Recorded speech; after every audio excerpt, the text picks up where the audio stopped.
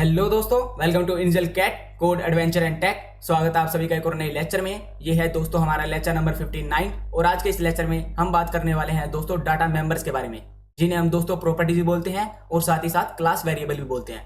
तो चलिए शुरू कर लेते हैं अपने इस लेक्चर को और जानते हैं कि क्या होते हैं डाटा मेंबर्स। तो हमेशा की तरह दोस्तों एक क्रिएट कर लेते हैं पाइथन फाइल लेक्चर नंबर 59 के नाम से, लेक्चर नंबर 59.py। अब दोस्तों बात कर लेते हैं कि डाटा मेंबर्स होते क्या है। हमने कल के लेक्चर में पढ़ा था, इंट्रोडक्शन टू ऊप्स वाले लेक्चर में पढ़ा था कि ऊप्स क्या होता है। साथ ही साथ दोस्तों हमने पढ़ा था कि क्लासेस क्या होती हैं, फिर हमने क्लासेस को क्रिएट करना सीखा था। उसके अलावा दोस्तों हमने ऑब्जेक्ट्स जाने थे कि ऑब्जेक्ट्स क्या होते हैं, हमने ऑब्जेक्ट्स को क्रिएट करना सीखा था। और साथ ही साथ दोस्तों हमने प्रॉपर्टीज के बारे में भी पढ़ा था कि प्रॉपर्टीज क्या होती हैं और प्रॉपर्टीज को कैसे क्रिएट करते हैं और कैसे एक्सेस करते हैं। तो आप बोलोगे भैया जब हमने प्रॉपर्टीज मतलब डाटा मेंबर्स के बारे में कल पढ़ ही लिया था तो आज का लेक्चर क्यों। मैं कहता हूं जो हमने कल के लेक्चर में पढ़ा था ना वो था सिर्फ बेसिक। आज हम क्या करने वाले हैं दोस्तों, थोड़ा एडवांस पढ़ने वाले हैं, थोड़ा डीप डाइव करने वाले हैं दोस्तों डाटा मेंबर्स के टॉपिक के अंदर। ठीक है, तो चलिए शुरू कर लेते हैं। और मैं आपको अभी ये क्लास क्रिएट करना, ऑब्जेक्ट क्रिएट करना नहीं सिखाऊंगा और कैसे प्रॉपर्टीज क्रिएट करते हैं वो नहीं सिखाऊंगा, वो हमने कल के लेक्चर में कर लिया था। ठीक है, हमें सिंटैक्स सारे क्लियर हैं। अगर आपने वो लेक्चर नहीं देखा है तो पहले आप वो लेक्चर देख के आइए, ताकि क्या हो दोस्तों आपको ऊप्स का बेसिक पता चल जाए, जो ऊप्स की जो नींव है ना आपकी वो स्ट्रॉन्ग हो पाए। ठीक है, तो सिंपली हम क्या कर लेते हैं दोस्तों, सिंटैक्स पे ना जाते हुए क्लास क्रिएट कर लेते हैं ABC नाम की। और हमने यहाँ पे दो डाटा मेंबर्स क्रिएट कर लिए हैं A और B, जिनको हमने 10 और 20 से इनिशियलाइज कर दिया। अब सिंपली क्या करते हैं दोस्तों, हम यहाँ पे ऑब्जेक्ट क्रिएट कर लेते हैं OBJ1 नाम का। ठीक है, अब दोस्तों आप मुझे बताइए जो मैंने ये आपको ऑब्जेक्ट क्रिएट करके दिखाया है, ये जो हमारा ऑब्जेक्ट क्रिएशन है ये बिल्कुल ठीक है या इसमें कुछ एरर है। आप बोलोगे भैया आपने कल के लेक्चर में हमें बताया था हमें क्लास नेम के साथ साथ राउंड ब्रैकेट्स का भी यूज करना है। मैं कहता हूँ हाँ बिल्कुल ठीक है, वो बात ठीक है, पर मैं आपसे ये पूछता हूँ क्या जो मैंने अभी सिंटैक्स लिखा है वो गलत है। अगर आप बोल रहे हो कि भैया हाँ ये गलत है, तो मैं कहता हूँ नहीं, ये बिल्कुल गलत नहीं है, ये सिंटैक्स भी ठीक है। तो आप बोलोगे भैया फिर वो राउंड ब्रैकेट्स का यूज, मैं कहता हूँ मैं बताऊंगा, पहले मैं इसके बारे में चर्चा कर लेता हूँ थोड़ी। ठीक है, तो दोस्तों जब भी हम एक वेरिएबल के अंदर सिंपली क्लास नेम को असाइन करते हैं तो वो किसे पॉइंट करवाता है दोस्तों, उस क्लास को पॉइंट करवाता है। ठीक है, अगर हम यहाँ पे सिंपली प्रिंट OBJ1 लिखेंगे, प्रिंट OBJ1, और अगर यहाँ पे हम अपने प्रोग्राम को रन करेंगे तो सिंपली क्या है दोस्तों, हमारे इस OBJ1 के अंदर क्लास असाइन हो गई, उसका ऑब्जेक्ट क्रिएट नहीं हुआ, हमारी क्लास असाइन हो गई। तो दोस्तों जब भी हमें ऑब्जेक्ट क्रिएट करना होता है तब हम क्या करते हैं दोस्तों, हमारे राउंड ब्रैकेट्स का यूज करते हैं। अब क्या होगा दोस्तों, जो हमारा OBJ1 है एक ऑब्जेक्ट क्रिएट हो गया, OBJ1 जो है दोस्तों हमारा एक ऑब्जेक्ट बन गया, वो हमारे एक ऑब्जेक्ट को, जो ABC जो क्लास है ना उसके एक ऑब्जेक्ट को पॉइंट कर रहा है। अगर हम दोस्तों इसे रन करेंगे तो सिंपली क्या है दोस्तों, हमारा दिखा रहा है कि ABC क्लास का जो एक ऑब्जेक्ट क्रिएट हो गया है इस एड्रेस पे, इस मेमोरी एड्रेस पे। ठीक है, ये चीज मैंने आपको कल के लेक्चर में नहीं बताई थी, आज के जो एडवांस लेक्चर में मैं आपको ये बता रहा हूँ। मैंने आपको कहा था बेसिक से एडवांस की तरफ जाएंगे, कल थोड़ा बेसिक चीज थी, आज थोड़ी थोड़ी एडवांस चीज आएंगी, आगे आपका लेवल जो है वो भी बढ़ता जाएगा। ठीक है, तो दोस्तों ये चीज हो गई, ये आपको डिफरेंस बताना था मैंने, ये एक डिफरेंस बता दिया है। अब दोस्तों हम यहाँ पे क्या करते हैं, सिंपली एक और ऑब्जेक्ट क्रिएट कर लेते हैं OBJ2 नाम का। ठीक है, कुछ गलत बात नहीं कही मैंने, हम एक क्लास के मल्टीपल ऑब्जेक्ट क्रिएट कर सकते हैं, वो आप सभी को पता है। अब मैं कहता हूं अगर हमें प्रॉपर्टीज को या डाटा मेंबर्स को एक्सेस करना होता है क्लास के, तो हम कैसे कर सकते हैं। तो आप बोलोगे भैया आपने कल के लेक्चर में दो तरीके से बताए थे, सबसे पहला तो हम क्लास के नाम से क्या कर सकते हैं, एक्सेस कर सकते हैं, दूसरा हम ऑब्जेक्ट के नाम से एक्सेस कर सकते हैं। तो एक बार करके देख लेते हैं क्या हमारे एक्सेस हो रहे हैं अभी। ABC.A, सबसे पहले हम क्लास के नाम से एक्सेस करके देख लेते हैं दोनों को, फिर हम क्या कर रहे हैं दोस्तों, इसको एक बार सिंपली कॉपी कर रहे हैं और यहाँ पे हम अब की बार ऑब्जेक्ट के नाम से एक्सेस कर रहे हैं OBJ1 और यहाँ पे भी OBJ1। ठीक है, अब इसी के लिए सिंपली यहाँ पे हम OBJ2 के लिए भी कर लेते हैं एक्सेस इनको। ठीक है, और यहाँ पे हम क्या कर देते हैं OBJ2 और यहाँ पे नीचे OBJ2। ठीक है, अब दोस्तों अगर मैं सिंपली इसको रन करूँ तो क्या आएगा हमारा आंसर, 10 20 10 20 10 20, ये तीन आने चाहिए भैया, मतलब ये 6 वैल्यूज आनी चाहिए। तो हाँ भैया ये तो आ रही है, सिंपली आपने तो जो कल पढ़ाया था वही बताया अभी तक, एक ये नई चीज बताई है, ये डिफरेंस बताया था आपने ब्रैकेट्स का। तो अब जो आज के लेक्चर में हम पढ़ने वाले हैं, जो हमारा जो मेन टॉपिक है वो क्या है दोस्तों, modification in data members of the class या ऑब्जेक्ट्स। तो आपको पता है मैंने आपको थोड़ा ब्रीफ दिया था कल भी कि हम जो प्रॉपर्टीज है, जो डाटा मेंबर्स है, उनकी वैल्यूज को चेंज कर सकते हैं।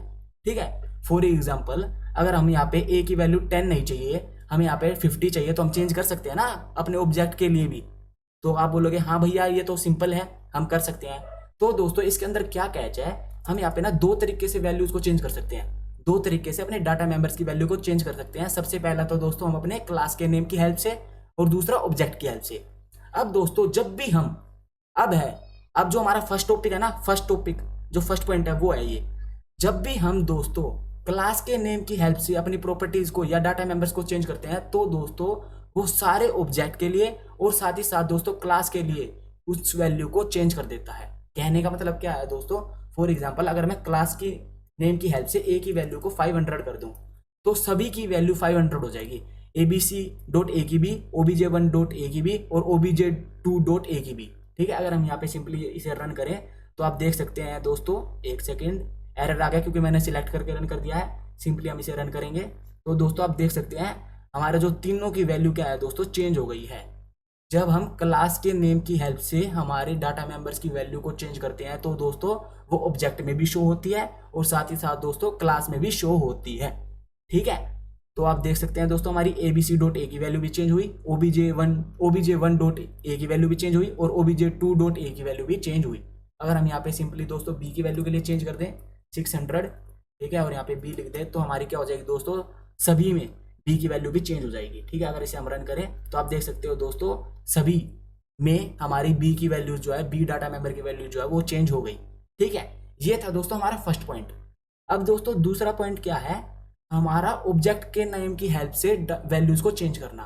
ठीक है, जब हम दोस्तों, ये हमारा दूसरा पॉइंट है, गौर करना, जब हम दोस्तों अपने ऑब्जेक्ट के नेम की हेल्प से obj1.a इसके नेम की हेल्प से हम वैल्यू को चेंज करते हैं। फॉर एग्जांपल यहाँ पे मैंने 500 लिख दिया, तो क्या होगा इस केस में, सिंपली खाली इसी ऑब्जेक्ट obj1 के लिए ही हमारी a की वैल्यू चेंज होगी, बाकी ऑब्जेक्ट और क्लास की वैल्यू चेंज नहीं होगी। ठीक है, अगर हम इसे सिंपली रन करें तो क्या हो रहा है दोस्तों, आप देख सकते हैं हमारे obj1.a की वैल्यू ही दोस्तों चेंज हुई है, बाकी की वैल्यू रिमेन सेम। ठीक, ये था हमारा दोस्तों दूसरा पॉइंट। ठीक है, फॉर एग्जांपल यहाँ पे हम obj2.a की वैल्यू को हम यहाँ पे ONG लिख दिया, क्या हो रहा है मेरी टाइपिंग को, यहाँ पे हमने क्या कर दिया 700। ठीक है, तो सिर्फ obj2.a की वैल्यू 700 होगी, बाकी इसकी वैल्यू दोस्तों जो हमने असाइन कर रखी है वही रहेगी। फिर से मैंने सिलेक्ट करके रन कर दिया, आई एम सो सॉरी, हम यहाँ पे सिंपली रन कर देते हैं और आप देख सकते हैं दोस्तों हमारी जो obj2.a की वैल्यू है वही चेंज हुई। ठीक है, बाकी वैल्यूज पे उसका कोई असर नहीं पड़ा। ये थे दोस्तों हमारे दो पॉइंट। अब हम चलते हैं दोस्तों अपने तीसरे पॉइंट की तरफ। दोस्तों अगर हम ऑब्जेक्ट की हेल्प से, सबसे पहले अगर हम ऑब्जेक्ट की हेल्प से वैल्यू को चेंज कर देते हैं, ठीक है, यहाँ पे हम लिख देते हैं दोस्तों 500। ठीक है, तो दोस्तों आप सिंपली चेक कर सकते हो, हाँ भैया उसी ऑब्जेक्ट की वैल्यू जो है वो चेंज होगी। पर दोस्तों इसके बाद अगर हम क्लास के नेम की हेल्प से उस वैल्यू को चेंज कर देते हैं, तो क्या होगा, तो क्या ए में अब 500 होगा या 1000 होगा? नीचे कमेंट में मुझे जल्दी बताना, क्या 500 होगा, क्या 1000 होगा? 500 1000 500 1000। तो दोस्तों आशा है कि आपने कमेंट कर दिया होगा। अब दोस्तों अगर इसे हम रन करें तो यहाँ पे हमारा सिंपली 500 ही प्रिंट होगा, बाकियों में तो 1000 आ गया, पर दोस्तों obj1.a की वैल्यू में क्या है दोस्तों 500 ही रहा। तो हमारा तीसरा कैच क्या है दोस्तों, हमारा तीसरा कैच क्या है, अगर हमने एक बार ऑब्जेक्ट की वैल्यू को चेंज कर दिया ऑब्जेक्ट के नेम की हेल्प से, उसके बाद अगर हम क्लास नेम की हेल्प से उस वैल्यू को चेंज करते हैं, तो दोस्तों हमारी ऑब्जेक्ट की वैल्यू पे कोई फर्क नहीं पड़ेगा।